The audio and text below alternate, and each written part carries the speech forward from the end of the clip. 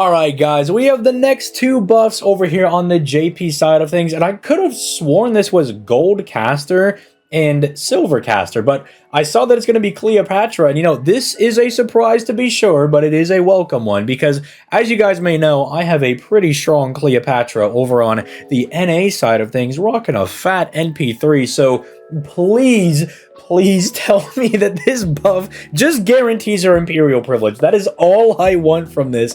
All I want is that she can guarantee her Imperial privilege. And you do that, and she's fine, right? Because the rest of her kit is okay. Like, it's not, okay, she's not like a top tier servant or anything, but like, she would be fine if you could get that guaranteed damage. Like, she would be a-okay. At least in my book, I would be perfectly fine with that. And the other one is Asclepius over here, which I'm a little not sure about, because Asclepius, I think, was already pretty good, no? Like, I don't think Asclepius really needed something as a low rarity option. I feel like, you know, he's really good going into CQs, and then he's also just really good if you need somebody to assist you in farming content, right? Whether you're doing quick or arts farming, that extra 20% battery and that extra NP gain is always really, really clutch. And he's just like a nice plug suit option if you don't have like an Oberon or something, especially starting out. But then also very, very good as a healer. Kind of like the perfected version of what Medea Lily and Iris Feel are doing. So I'll be curious to see what they do with Asclepius, because they could go in more of an offensive direction, kind of like Tamamo, where, you know, Tamamo like really focuses on support on her NP, giving you battery, healing, and then the skilled cooldown reduction. But then to kind of make her stand out a little bit more, they gave her the 30% NP damage buff to all the party members. I wonder if that's what they're going to do with Asclepius over here. So let's start off with the Cleopatra though, because I'm more interested in this. So my friend linked it to me, so I already know that it's the second skill over here. He also linked me this one, so I know it's Asclepius' third skill. So I at least know that. So we had 40% NP gain for 3 turns. We had 10% NP every single turn for 3 turns. And then it's a 1k heal on a 6-turn cooldown. Cooldown didn't go down. It's still 40% NP gain. Still 10%. It's still a 1k heal. It's an immediate 30% battery. Yes, sir! Oh my goodness. That's all I wanted. That's all I wanted. I think Cleopatra is so good.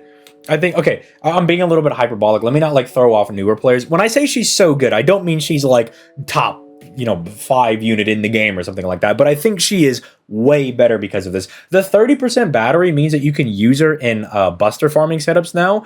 And then this guarantees the Imperial privilege. If you don't know why this is a big deal as a newer player, that's a 40% attack buff. That is a butt ton of damage you're leaving on the table. In fact, let me just pull up the damage chart over here. The damage chart, by the way, isn't always the most perfect way to show exactly how much damage a servant is going to be using. There's like stacking mechanics, and there's ramping up that can more fairly show off how good a servant is going to be. But this is a good general way to see just the gap that a servant would get, like for different buffs and whatnot. And Cleopatra is right here, right? Oh, they already included it. So now she's guaranteed at 27. Because I was looking down here because she used to be real low on the chart because you weren't guaranteed that. It's a 60% chance, right? Which in FGO might as well be a 0% chance, right? But this is nice. Do she out damages Koyan Sky? I mean, obviously Koyan Sky can get higher if you're using her as a looper with the man and human thing, but that's not bad. That's not bad. I mean, old Tets is still, like, absolutely nutty. Be on the lookout for that guy later on this year. But, yeah, Cleopatra's real good. Obviously, she's Oberon compliant because of the 30% battery. But, I mean, still, that's not bad. If you don't have a better option, she's good. She's good. And then if you're going to bring her into CQ content, being able to guarantee the Imperial privilege while also having survivability, which is something that, you know, the Koyanskaya team does kind of struggle with a little bit, is that they don't have any survivability. You know, their survivability is maybe firing off the NP or just hoping that you min-turn the boss, right? It's pretty much taking out the boss as fast as possible. But with Cleopatra over here also bombing stars alongside Koyansky, I almost said Cleopatra, but Koyanskaya's second skill also bombing stars, it shouldn't be that hard to do, especially because of the buff block effect over here that Jalter also has, but it applies to all enemies. That's kind of nice. That's kind of nice.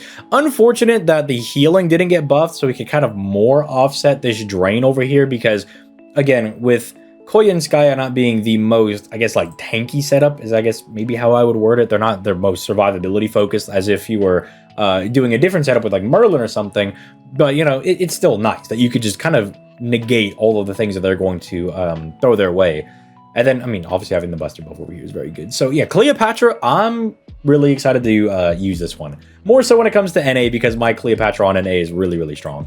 All right, Asclepius, what did we do? I already know that it's going to be... Oh, I can already see the arts buffs and everything down there. Oh my goodness. Wait a minute. I see a guts buff over there. Didn't you already give guts on your NP? Yeah. Okay, so this was just a 20% battery, just a 20% battery, but it was a 20% battery, and it was buff removal. Still 20% battery. It still is a debuff cleanse. 20% arts buff to the party.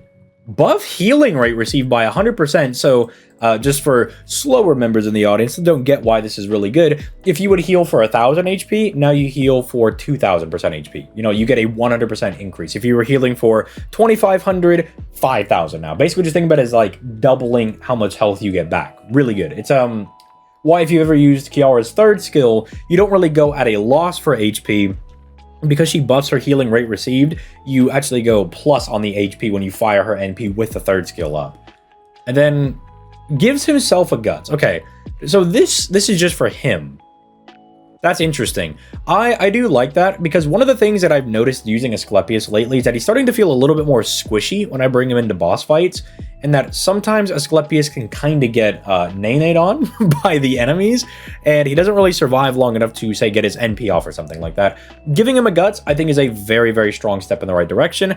This is a two-way buff. As I mentioned at the beginning of this video, not only is Asclepius really good when it comes to farming content, because you can use him as a plug suit option, and he can, you know, give you the battery and the NP gain on, I think it's his second skill. Yeah, it's his second skill over here with a 30% NP gain.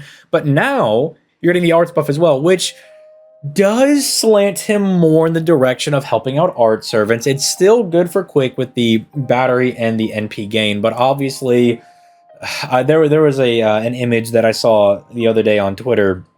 It's the meme of, like, you know, the guy in the pool, like, holding up the kid, and it's like, oh, Lasengo holding up, you know, Buster and Arts, and, you know, Quick is drowning under the pool. And yeah, this is another one of those things where I'm like, man, the summer servant, somebody's got to be like a crazy good Quick servant. Maybe it's going to be Summer Koyanskaya that buffs Quick or something along those lines, but please give him something, because this is just letting Arts even more. Do you know what this is? Do you know what this is crazy, actually? This kind of gets rid of Paracelsus, no? Does it not just invalidate him?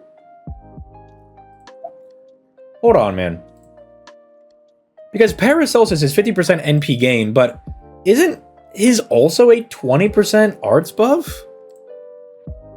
And I know he gives more NP gain. Yeah, but like, now Asclepius gives 20% same arts, gives a battery, and then it's 20% behind, sure, but he does all of it now. That's... Ooh, that's a little rough for Paracelsus, but maybe Paracelsus you still use more in quick comps because of this. The quick units will like that extra NP gain, that 50%. Ooh, but that's a little schnasty. That, ooh, that really did just click right now, huh? That's a little unfortunate, because Asclepius is still better in CQs. Paracelsus really is just a plug suit option, whereas Asclepius can be really good going into CQs, AQs, all that kind of like difficult content. Paracelsus, I guess, still has the role that if the wave is weak enough, he can clear it himself. But you gotta understand, Paracelsus does not do a whole lot of damage. His damage is not super great. Is there another silver caster that's gonna get buffed?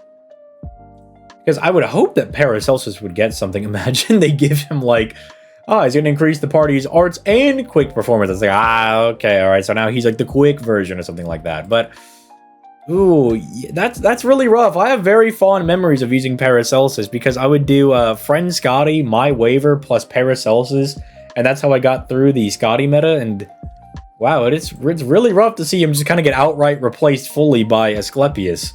Let me know in the comments down below what you think about that. Obviously, I'm very happy for Cleopatra. I heckin' love Cleopatra, dude.